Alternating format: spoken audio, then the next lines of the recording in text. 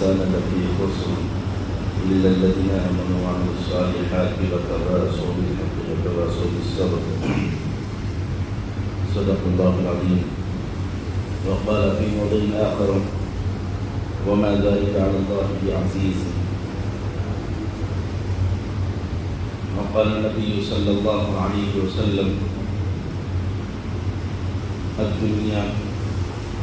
سجن المؤمن وجنة الكافر. صدق الله مولانا العظيم وصدق رسوله النبي الكريم. نحن على ذلك من الشاهدين والشاكرين والحمد لله رب العالمين.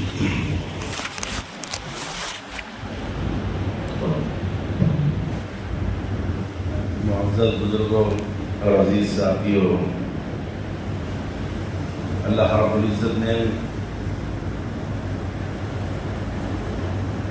ساری انسانیت میں مسلمانوں کو ایمان کی دولت سے مالا مال فرمایا۔ یہ اللہ رب العزت کی بڑی عطا ہے ہمارے لیے، کیونکہ تمام مخلوق میں اللہ تعالیٰ نے انسان کو سردار بنایا ہے۔ اس سرداری کا تاج اللہ رب العزت نے اشرف المخلوقات یعنی انسانوں پر رکھا، یعنی جتنی مخلوقات ہیں ان مخلوقات میں اللہ رب العزت نے انسان کو اعلیٰ مقام، بہترین مقام، اشرف مقام اور اعلیٰ مقام عطا فرمایا۔ پھر انسانوں میں اللہ رب العزت نے جو انسان کی تخلیق کا مقصد بیان فرمایا کہ میں نے انسانوں کو اپنے لیے پیدا کیا، تو ان کو ایمان کی دولت سے مالا مال فرمایا۔ اللہ رب العزت کا فرمان اور اللہ رب العزت کی طرف رجوع ہونے اور اللہ رب العزت کی طرف آنے کے لیے اللہ تعالیٰ نے انبیاء علیہ السلام کے ذریعے سے ساری انسانیت تک دین و اسلام کا پیغام پہنچایا۔ جو دین و اسلام کے اوپر چلے اور اس کو اپنایا اور اپنے آپ کو مسلمان بنایا، ایمان کی دولت سے مالا مال ہوئے، تو مسلمان کہلائے۔ مسلمان کا مقام کیا ہے؟ اس کا مرتبہ یہ ہے کہ تمام انسانیت میں اللہ تعالیٰ نے انسانوں کے اندر جس کو ایمان کی دولت سے سرفراز فرمایا، ایمان کی دولت سے جس کو نوازا، وہ بھی تمام انسانوں میں اعلیٰ مقام رکھتا ہے۔ الحمدللہ اللہ رب العزت نے ہم کو ایمان کی دولت سے مالا مال فرمایا۔ دعا ہے کہ اللہ تعالیٰ ہمیں مرے دم تک ایمان و اسلام پر قائم رکھے، ہم ہی نہیں بلکہ ہماری نسلوں کو بھی دین و اسلام کے اوپر چلائے اور اس کی خدمت کے لیے چن لے، کیونکہ یہی وہ خلاصہ کلام ہے جس کو اللہ رب العزت نے وما خلقت الجن والانس الا لیعبدون کے تحت فرمایا کہ میں نے انسانوں کو محض اور صرف اپنی عبادت کے لیے پیدا کیا ہے۔ تو عبادت اور اللہ تبارک و تعالیٰ کی طرف رجوع صرف اسلام سے ہے، صرف دین میں ہے، دینی تعلیمات میں ہے، شریعت میں ہے۔ اس کے اوپر مکمل طریقے سے چلنا اور اس کو فالو کرنا یہ ہماری کامیابی ہے۔ اگر اس کے اوپر ہم چلیں گے، اس کے اوپر ہم مستحکم طور سے اپنے آپ کو چلائیں گے، تو میرے عزیز ساتھیوں امید کی جاتی ہے کہ ہم اسلام کو باقی بھی رکھیں گے اور ایمان کے ساتھ ہم اس دنیا سے جائیں گے اور اپنی نسلوں کی بھی ایمان و اسلام کی حفاظت کا ذمہ ہم سمجھ سکتے ہیں۔ کیونکہ صرف ہم مسلمان ہو جانا یا ہمارے اوپر دینی احکامات یا شریعت کی تعلیمات کو لاگو کر لینا یہ کافی نہیں ہے، کیوں کافی نہیں ہے؟ کیونکہ اللہ رب العزت نے امت محمدیہ یعنی نبی رحمت صلی اللہ علیہ وسلم کی جو امت ہے اس کو وہ مقام عطا فرمایا کہ یہ امت دعوت ہے. یہ مقام اور یہ مرتبہ کسی اور امت کو نہیں دیے. کسی اور امت کے افراد کو اللہ تعالیٰ نے یہ اعزاز نہیں بخشا جو اعزاز ہم کو عطا فرمایا ہے. اب یہ اعزاز کا لحاظ رکھنا یہ ہمارا کام ہے، یہ ہمارا فرض ہے. اب اس کو ہم سمجھنا بھی ہے، اس کی حفاظت بھی کرنا ہے اور اس کی دعوت بھی دینا ہے اور اس کے لیے خود عمل کرنا ہے اور اپنے ماتحتوں کو اس کے اوپر قائم رکھنے کی ہر ممکن کوشش بھی کرنا ہے. تو عزیز ساتھیوں، اللہ تعالیٰ نے زمین بنائی اور زمین کے اندر تمام معدنیات کو اور تمام خزانوں کو چھپا کر رکھا. اور یہ خزانے اور یہ تمام چیزیں جب اگلتی ہے تو انسان اس سے فائدہ اٹھاتا ہے. پانی زمین سے نکلتا ہے، پھر انسان اس سے پیداوار کرتا ہے. معدنیات زمین سے نکلتی ہے، اس کو نکال کر انسان استعمال کرتا ہے، اس کو دھاتوں میں تبدیل کرتا ہے، اس کے ضروری چیزیں بناتا ہے. سونا چاندی زمین سے نکلتی ہے، اس کو نکال کر انسان استعمال کرتا ہے، خزانہ بناتا ہے. تو رب کریم نے کہا کہ میں نے اپنا خلیفہ انسان کو بنایا اور انسان کو یہ تمام چیزیں دی اور اس کے پیروں تلے اللہ تعالیٰ نے تمام خزانوں کو پوشیدہ رکھا. میں آسمانوں کا اور آسمانوں کے اوپر کے تمام چیزوں کا میں مالک ہوں، اسی طریقے سے زمین و آسمان کا بھی مالک ہوں. لیکن عارضی جو خلافت اللہ تعالیٰ نے انسان کو دی ہے، اب اس کے لیے بھی اللہ تعالیٰ نے بہت ساری ملکیتیں رکھی ہے، بہت ساری فراوانی کے ساتھ اللہ تعالیٰ نے اس کو بہت ساری چیزیں عطا فرمائی ہے.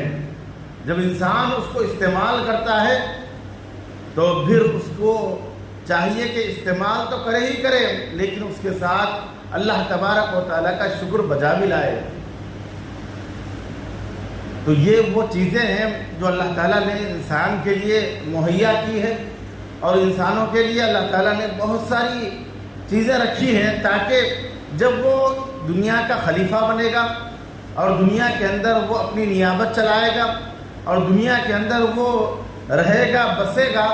تو پھر اس کے لیے کوئی ایسی چیز مانے نہ ہو جو دین اور اسلام کو فالو کرنے میں اور اس کے اوپر چلنے میں اس کو کوئی دقت پیش آئے، کوئی پریشانی ہو. تو یہ تمام چیزیں اللہ تعالیٰ نے ہمارے لیے اور ساری انسانیت کے لیے رکھے ہیں. لہذا ہمارا فرض بنتا ہے کہ دنیا کی عارضی چیزوں کو جو ہم استعمال کرتے ہیں یہ اللہ کی عطا کردہ چیزیں ہیں، لہذا ان چیزوں کو اسی حد تک استعمال کریں، اسی حد تک اپنائیں اور اسی حد تک اپنے کام میں لائیں جو ہمارے لیے ضرورت کی چیز ہے. تو عزیز ساتھیوں، یہ ہمارے لیے بڑا ہی کٹھن مسئلہ چل رہا ہے. آج دنیا کے اندر ایمان اور مسلمانوں کے لیے بڑے ہی مسائل چل رہے ہیں، خطرناک دور چل رہا ہے، بڑی ہی مصیبتیں سر منڈلا رہی ہیں جس میں مسلمان پریشان ہوتے جا رہے ہیں. لیکن پریشانی کی بات یہاں ہوتی ہے جب ہم اپنی خلافت کو اور اپنے وجود کے اصل حقیقت کو اگر ہم بھول جاتے ہیں تو پھر مسائل پیچیدہ ہو جاتے ہیں. تو اللہ رب العزت نے ایک تو یہ ہے کہ ہمارے اوپر کچھ پابندیاں رکھی ہیں اور کچھ اللہ تعالیٰ نے فرائض رکھے ہیں، کچھ ضرورتیں رکھی ہیں. ان فرائض اور کچھ اللہ تعالیٰ نے جو تعلیمات ہم کو دی ہے اس کے تحت ان فرائض کو، ان تعلیمات کے ذریعے سے ہم جانیں کہ ہمارے اوپر کیا ضروری چیزیں ہیں، ہم کس طریقے سے کن چیزوں کو ادا کر سکتے ہیں اور کن چیزوں کے تحت ہم اپنی زندگی کو چلا سکتے ہیں. یہ اہم چیز ہے. ان علوم کا جاننا یہ شریعت مطہرہ سے حاصل ہو سکتا ہے. جب ہمارے اندر جب دینی علوم آتے ہیں اور دینی علوم سے جب ہم واقف ہوتے ہیں تو ہم کو یہ پتہ چلتا ہے کہ ہمارے اوپر اللہ تعالیٰ نے کیا کیا فرائض رکھے ہیں. ایک تو یہ ہے کہ حقوق اللہ یعنی اللہ کے حقوق، یعنی بندے کے لیے اللہ سے متعلق کیا احکامات ہیں، کیسے اس کے اوپر عمل کرے۔ پھر دوسری چیز اللہ تعالیٰ نے انسانوں کے تحت رکھا ہے، انسانوں کے درمیان، وہ ہے حقوق العباد، یعنی بندوں سے متعلق بندوں کے حقوق آپس میں کیسے ہونا چاہیے۔ جب یہ شفافیت ہم کو حاصل ہوگی، کیسے حاصل ہوگی؟ وہ شریعت کی تعلیم سے حاصل ہوگی، دین کی تعلیم سے ہوگی، دینی فکروں سے ہوگی۔ جب ہمارے اندر دینی تعلیم ہوگی، اس کا خوف ہوگا، تو یہ چیزیں انسان کو بہت ساری سکون کے ذرائع فراہم کرے گی۔ اب وہ سکون کے ذرائع ہم کو ملنا ہے اور اس کے مطابق اپنی زندگی کو چلانا ہے اور اپنی نسلوں کی حفاظت کرنا ہے، تو اس کے لیے ضروری ہے کہ ہم اپنے آپ کو تعلیمات نبوی کے مطابق اپنے آپ کو چلائیں۔ آج ہمارا ماحول کچھ دیگرگوں ہوتے جا رہا ہے، ہم دنیا کے اندر منتشر ہوتے جا رہے ہیں، حالانکہ اللہ کے نبی صلی اللہ علیہ وسلم نے بزبان الہی یہ فرمایا کہ دنیا یہ مومن کے لیے نہیں ہے، یہ دنیا ایمان والے کے لیے نہیں ہے، یہ دنیا جو اسلام اور دین کا متوالی ہے اس کے لیے یہ نہیں رکھی گئی ہے، بلکہ یہ اس کے استعمال کے لیے ہے۔ تو یہ حالات، مسائل اور جو کچھ آئیں گے یہ اللہ تبارک و تعالیٰ کی طرف سے آئیں گے۔ تو ان چیزوں کو کیسے ہم اللہ تبارک و تعالیٰ کی اس آزمائشوں کے اندر ہم کیسے کھرے اترے ہیں اور کیسے ہم اللہ تبارک و تعالیٰ کی ان آزمائشوں سے کیسے بری ہوں، اب اس کے لیے ہمیں کیا کرنا ہوگا؟ اب اس کے لیے ہمیں سوچنا ہوگا کہ اللہ تبارک و تعالیٰ نے جو تعلیمات نبوی دیے ہیں اب اس کے تحت ہم چل رہے ہیں یا نہیں۔ اگر کچھ مسائل پہ آ رہے ہیں ہمارے یا ہمارے اوپر کچھ دشواریاں پیش ہو رہی ہیں تو کیسے ہم اس کو حل کر سکتے ہیں؟ تو اس کے لیے ضروری ہے کہ ہم اللہ تبارک و تعالیٰ نے کار نبوت کے ذریعے سے، قرآنی تعلیمات کے ذریعے سے، احکامات الہی کے ذریعے سے اور شریعت کے ذریعے سے ان تمام حالات کو واضح کر دیا، صاف کر دیا کہ تم دنیا میں کیسے رہ سکتے ہو، کن حالات کے اندر تم کیا رخ اختیار کرنا چاہیے اور کیسے اپنے ایمان کی سلامتی کے ساتھ ساتھ اپنی بقا اور اپنی نسلوں کی ایمان کی حفاظت کس طریقے سے کر سکتے ہو۔ یہ تعلیمات ہمیں ملتی ہے، اور یہ تعلیمات کہاں سے ملتی ہے ہمیں؟ یہ تعلیمات ہمیں نبی رحمت صلی اللہ علیہ وسلم کی سیرت مطہرہ سے ملتی ہے۔ تاریخ کے اوراق دیکھیں، صحابہ کی زندگی کا مطالعہ کریں اور نبی رحمت صلی اللہ علیہ وسلم کے احوال زندگی سے ہم واقف ہوں تو بہت ساری چیزیں ہم کو وہ ملتی ہے کہ حالات اگر کیسے بھی ہو، لیکن اگر ہمارے اندر دین و اسلام کا جذبہ ہوگا، دین اگر ہمارے اندر پختگی کے ساتھ ہوگا، اسلام ہمارے رگ و ریشے کے اندر راسخ ہوگا، تو عزیز ساتھیوں، کوئی ایسا مائکا لال یا ایسا کوئی شخص نہیں ہوگا یا کوئی ایسی حکومت نہیں ہوگی جو ہمارے ان اسلام کو، دین کو یا دینی شعار کو مٹا سکے۔ آج دنیا کے اندر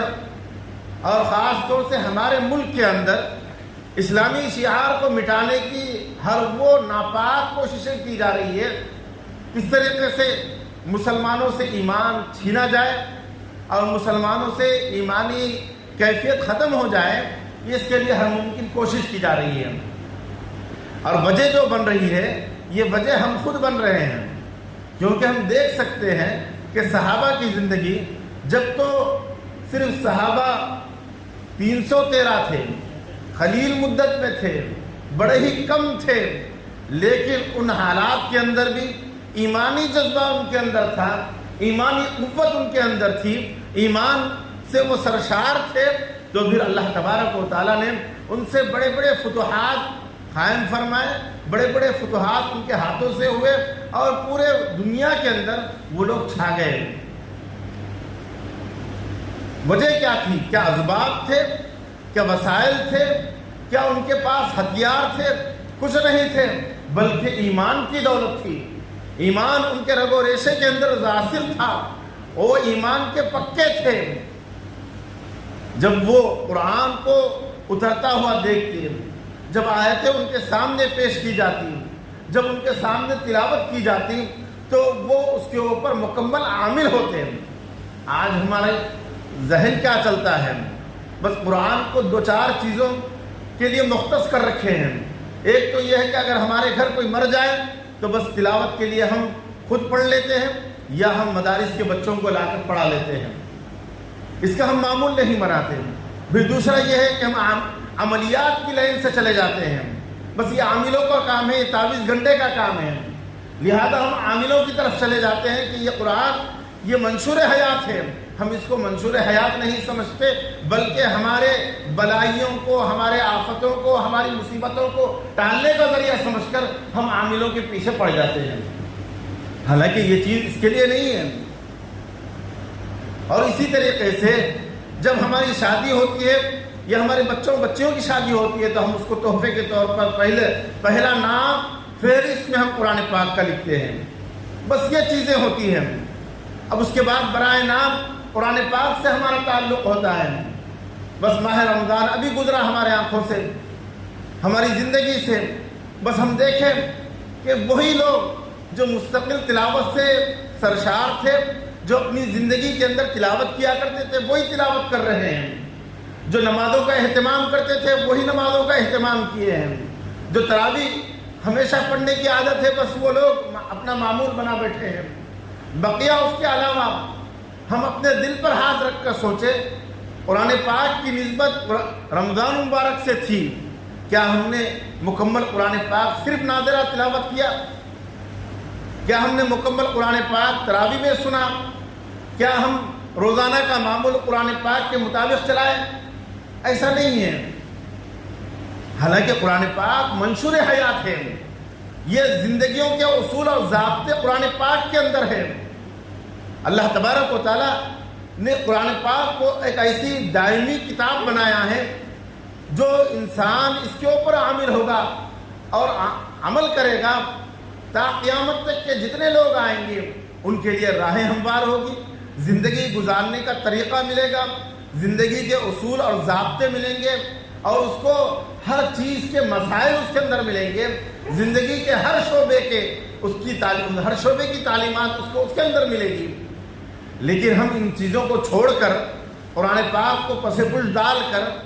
عزیز ساتھیوں ہم دنیا کے اندر ملوث ہو چکے ہیں۔ حالانکہ اللہ کے نبی صلی اللہ علیہ وسلم نے فرمایا دنیا یہ مومن کے لیے خیر خانہ ہے، الدنیا سجن المؤمن و جنت الکافر، یہ دنیا مومن کے لیے قید خانہ ہے اور کافر کے لیے جنت ہے۔ یہ آرائش ہے یا یہ جو چمک دمک ہے یہ دنیا کی، ہم اس کو دیکھ کر ہم اس سے متاثر ہو رہے ہیں اور اس کے اندر پڑھتے جا رہے ہیں اور اس کو حاصل کرنے کی ہر وہ کوشش کرتے ہیں جو جائز اور ناجائز کے ہمارے اندر تمیز نہیں رہتی، جس کی وجہ سے آج جو ہمارے اوپر آفتیں آ رہی ہیں، آج جو ہمارے اوپر مصیبتیں منڈلا رہی ہے، وجہ یہ ہے کہ ہم منشور حیات جو ہمارے لیے تھا کلام پاک، قرآن پاک، اس کو ہم طاقوں میں سجا کر رکھے ہیں، اس کے اوپر ہم عمل کرنا چھوڑ دیے ہیں۔ اب یہ عمل ہم عامل کے حوالے کر دیے ہیں، اب وہ عاملیں اور وہ جادوگر اور وہ جھاڑ پھونک کرنے والے اب اس کے تحت لوگوں کو گمراہ بھی کر رہے ہیں اور وہ اپنی دکانیں بھی چلا رہے ہیں۔ تو عزیز ساتھیوں ہم کو چاہیے کہ ہماری زندگی کے ہر روز کم سے کم اتنا تو ہو کہ کم سے کم ایک رکوع ہم روزانہ پڑھنے کی کوشش کریں،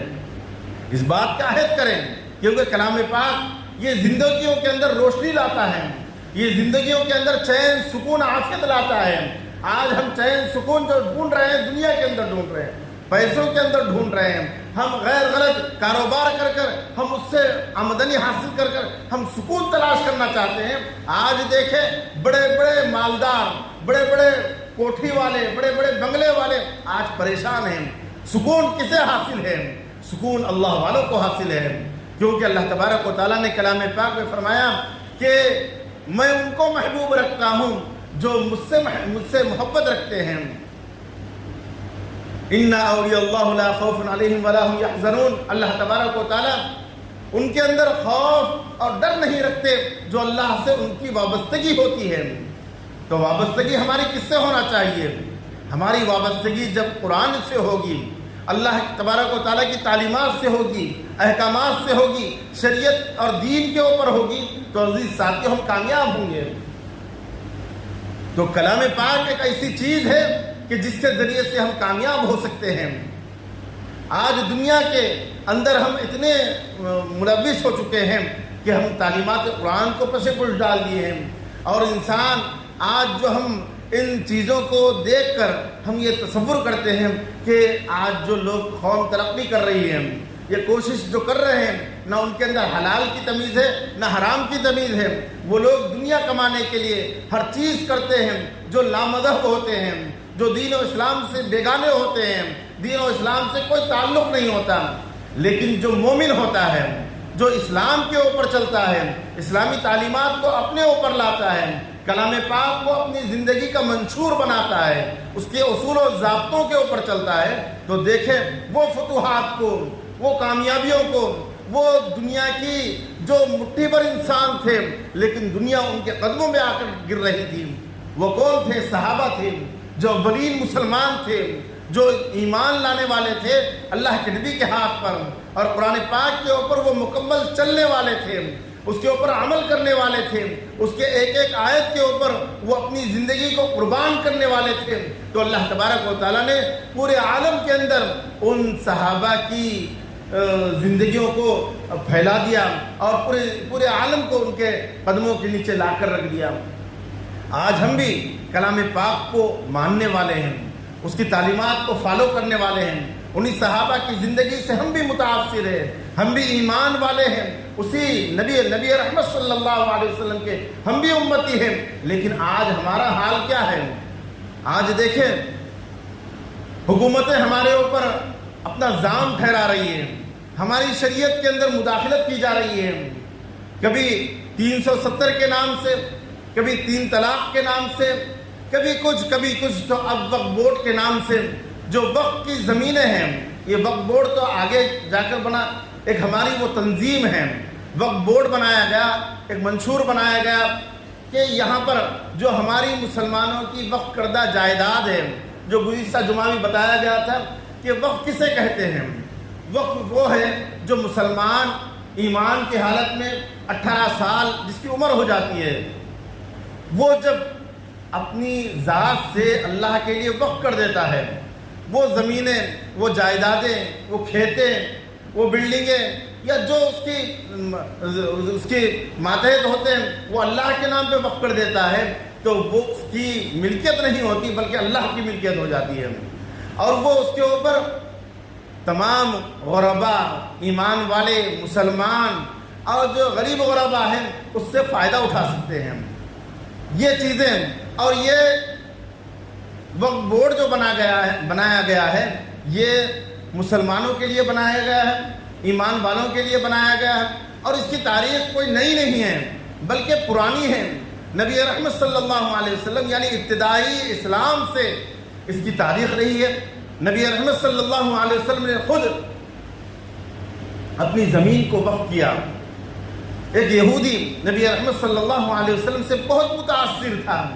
وہ اللہ کے نبی صلی اللہ علیہ وسلم کو مرتے وقت یہ وصیت کی کہ جو میری زمین ہے، جو میرے باغات ہیں، میں اللہ کے نبی حضرت محمد صلی اللہ علیہ وسلم کے نام کرتا ہوں۔ تو اللہ کے نبی صلی اللہ علیہ وسلم نے ان باغات کو اللہ کے نام وقف کر دیا۔ تو یہ وقف کی جائیدادیں جو چل رہی ہیں، یہ اب سے نہیں چل رہی ہے بلکہ ابتدائی زمانے سے چل رہی ہے۔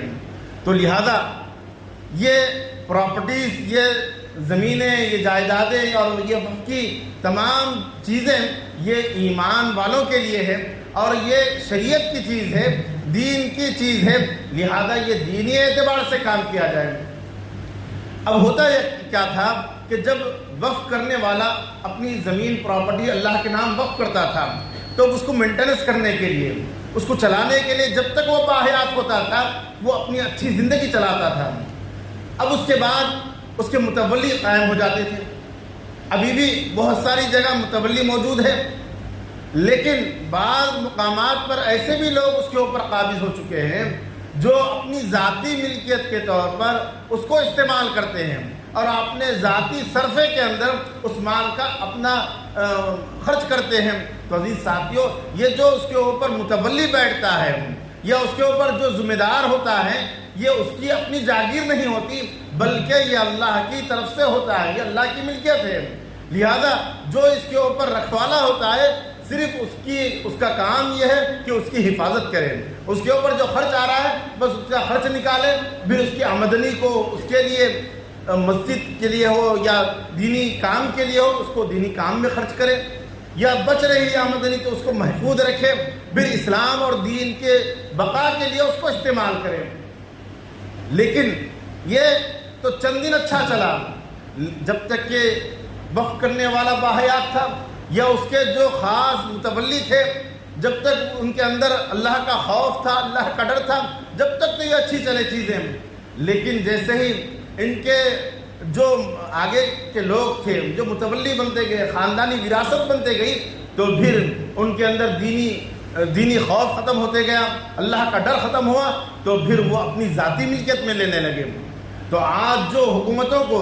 یہ شوشے مل رہے ہیں یہ ہمارے اپنے کرتوتوں کی وجہ سے مل رہے ہیں، لہذا ہم اپنے اندر اللہ کا خوف پیدا کریں، دینی تعلیمات کو حاصل کریں، قرآنی تعلیمات کو حاصل کریں، کیونکہ قرآنی تعلیمات زندگی کے لیے اور تمام لوگوں کے لیے اور تمام انسانیت کے لیے یہ ضابطۂ حیات ہے، اصول زندگی ہے، اس کے اندر منشور حیات ہے، یعنی زندگی جینے کے لیے اور پرسکون عافیت کے ساتھ اپنی زندگی اور اپنی نسلوں کی زندگی کو بنانے کے لیے جب اس کے اوپر ہم چلیں گے تو عزیز ساتھیو ہمارے لیے عافیت بھی ہوگی اور خوشحال زندگی بھی بنے گی، اور اللہ تبارک و تعالیٰ نے جو ہمارے لیے یہ چیزیں رکھی ہیں اس کا تحفظ یہ ہمارا کام ہے، لہذا جو بھی ہمارے لیے ہمارے مسلم پرسنل اللہ اور ہمارے اکابرین اور ہمارے بڑے جو تعلیمات دیں گے ہم اس کے اوپر لبیک کہیں گے انشاءاللہ، اور اس کے مطابق اپنے آپ کو چلائیں گے، یہی ہمارا فرض بنتا ہے، کیونکہ آج یہ وقف بورڈ کے نام سے جو ترمیمی بل لایا گیا ہے اس سے پہلے جب بخارا اور سمرقند کے اندر سب سے پہلے یہی کام کیا گیا کہ وقف بورڈ کے اوپر اور وقف کی جائیداد کے اوپر قبضہ کیا گیا، پھر جو مساجد کے اوپر اور مساجد کے تحت مدارس کے تحت یا جو بھی دینی امور کے تحت جو زمینیں تھیں پراپرٹیز تھی اس کو قبضہ کیا گیا، جب مسجد کے اوپر ٹیکس لگایا گیا، جب محلے والے گاؤں والے جب ٹیکس ادا کرنے گئے تو ان کے اوپر ٹیکس لگایا گیا کہ ان کے اوپر بڑی جائیداد ہے، ان کے پاس خزانے ہیں، اسی وجہ سے یہ مسجد کا ٹیکس ادا کر رہے ہیں۔ تو کل کے دن وہ لوگ خاموش بیٹھ گئے، اب مسجدیں ویران ہو گئی۔ آج دیکھیں شاہی مسجدیں، بڑی بڑی مسجدیں، قدیم مسجدیں جو غیر آباد ہے، وجہ یہ ہے کہ ایک تو چیز یہ ہے کہ ہمارے جو متولی تھے وہ غیر ضروری اس کو استعمال کرنے لگے، پھر دوسری چیز یہ ہے کہ جب حکومتیں آ کر یہ ایسے قانون لاتی ہے تو پھر لوگ پریشان ہو جاتے ہیں، جب وہ اس کے ٹیکس ادا کرتے ہیں یا وہ چیز کو سنبھالنے کی کوشش کرتے ہیں تو پھر ان لوگوں کے اوپر بھی قانونی تحت چارہ گوئی ہوتی ہے، جس کی وجہ سے لوگ پریشان ہو جاتے ہیں۔ اللہ تبارک و تعالی ہم سب کو صحیح معنوں میں اللہ کے احکامات نبی کی شریعت پر چلنے والا بنائے، اسی کے اندر ہمارا تحفظ ہے، اسی کے اندر دین و اسلام کا تحفظ ہے، اسی کے اندر شعار اسلام کا تحفظ ہے، اسی کے اندر ہماری تمام چیزوں کا تحفظ ہے۔ یہ وقف کی جائیداد اللہ کی ہے، اللہ کی جب ہو جاتی ہے، جب کوئی وقف کر دیتا ہے گویا جس طریقے سے نماز روزہ قرآن جیسے اللہ کے شعار ہے، اسی طریقے سے یہ وقف کی جائیداد بھی اللہ کی ہو جاتی ہے، لہذا اس کی حفاظت کرنا، جس طریقے سے نمازوں کو پابندی سے پڑھنا ادا کرنا ضروری ہوتا ہے، اسی طریقے سے ان چیزوں کی بھی حفاظت کرنا یہ ہمارا فرض ہے۔ اللہ تبارک و تعالی ہم سب کو ان چیزوں پر عمل کرنے کی توفیق نصیب فرمائے اور سمجھنے کی توفیق نصیب فرمائے۔ اللہ تبارک و تعالی ہم سب کو صحیح معنوں میں قرآن کا عامل بنائے، قرآن پر چلنے والا بنائے، آمین۔ وما علینا الا البلاغ، جو احباب سنت نے پڑھے سنت پڑھ لیں۔